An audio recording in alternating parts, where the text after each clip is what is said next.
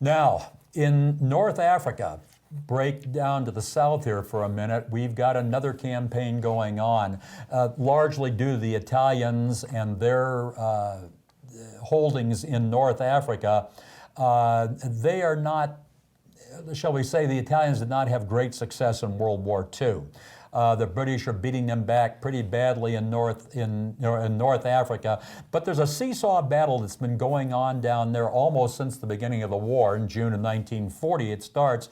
And through 1943, Hitler finally has to send in a young general named Rommel, who becomes a field marshal shortly thereafter and is running the vaunted and famous Afrika Korps.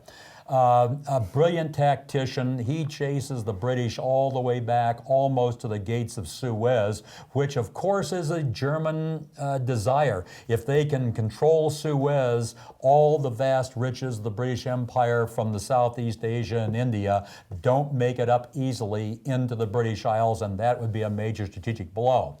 Unfortunately, because it's a long way for resupply of Rommel's army, it has to be done by sea and air, and the British still have phenomenal control, not total control, but tremendous power in the Mediterranean.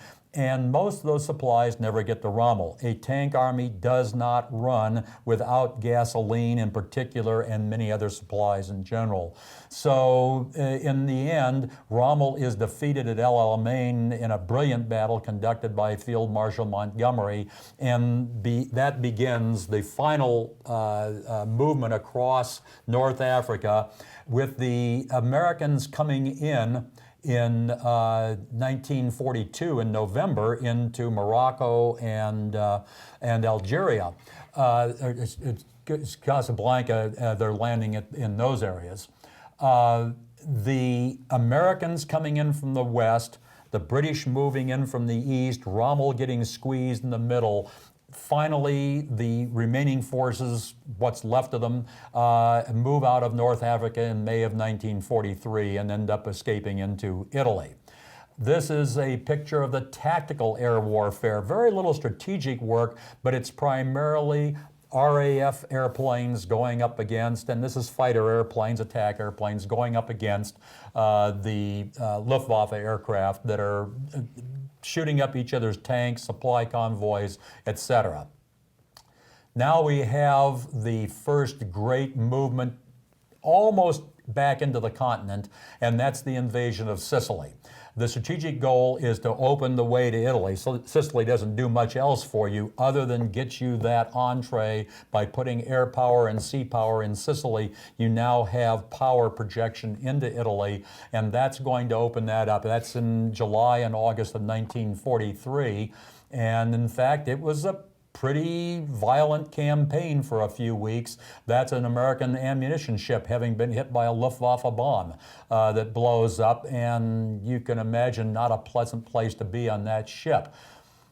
But the great invasion of the European continent, and of course Stalin wants us to come in to France with major armies, but that's a little ways off yet. We can invade the soft underbelly, as Churchill called it, and that is the invasion of Italy that takes place on the 9th of September. On the 8th, Marshal Badoglio, who had taken over from Mussolini, surrenders the country.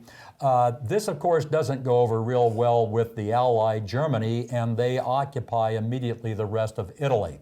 We invade in two locations at the southern end of Italy, the British moving up the east side of the country, the Americans moving up the west side, and slowly, and extraordinarily slowly because of a brilliant defense by Marshal Kesselring, a Luftwaffe officer who was the theater commander for the Germans, just made us pay dearly for every foot moving up through the Italian campaign. And the Alps, too. And the Alps in the north, but the Apennine Mountains running down through the center of the country where terrain becomes extraordinarily important. It was well known that one of the greatest tools in the Italian campaign was the mule and the bulldozer to take out German defenses and supply over lousy roads, mountain trails, a tremendously difficult campaign.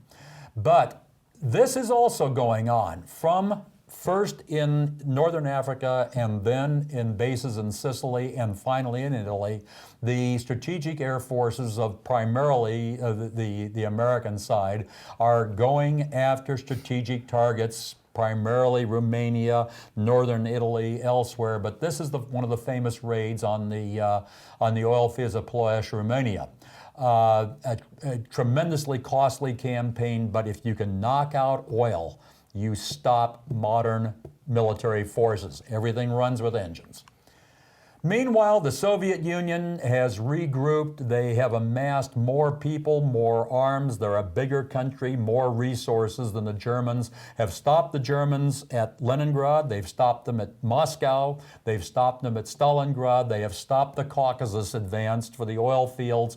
And from 1940, let's say the spring of 44 until May of 1945, they don't really ever lose any ground after that. The Soviets inexorably move ahead with just a dominating juggernaut of forces, often willing to take manpower and sacrifice it for land gain, where the Western side, the Americans, the British, are much, much more attuned to using firepower and save the manpower. That's the reason the Soviets lost well over 10, 12 million troops in World War II. A phenomenal carnage on that Eastern Front.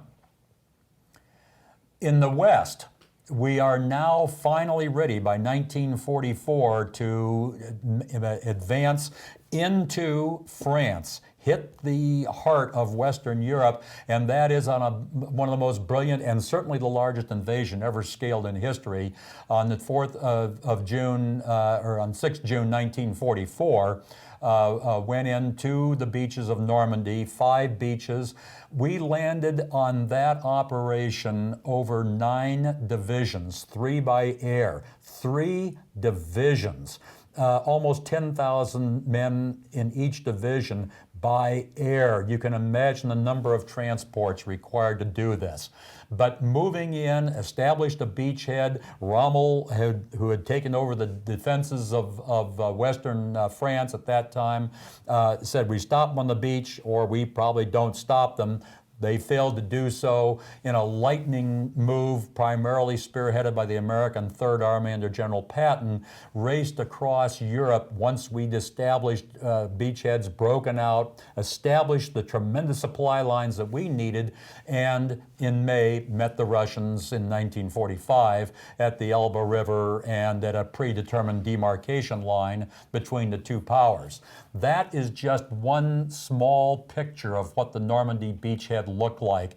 The number of landing craft, barrage balloons, support ships pouring in fire off the naval rifles into the German defenses is something almost totally unimaginable today because we don't have armies of that scale any longer.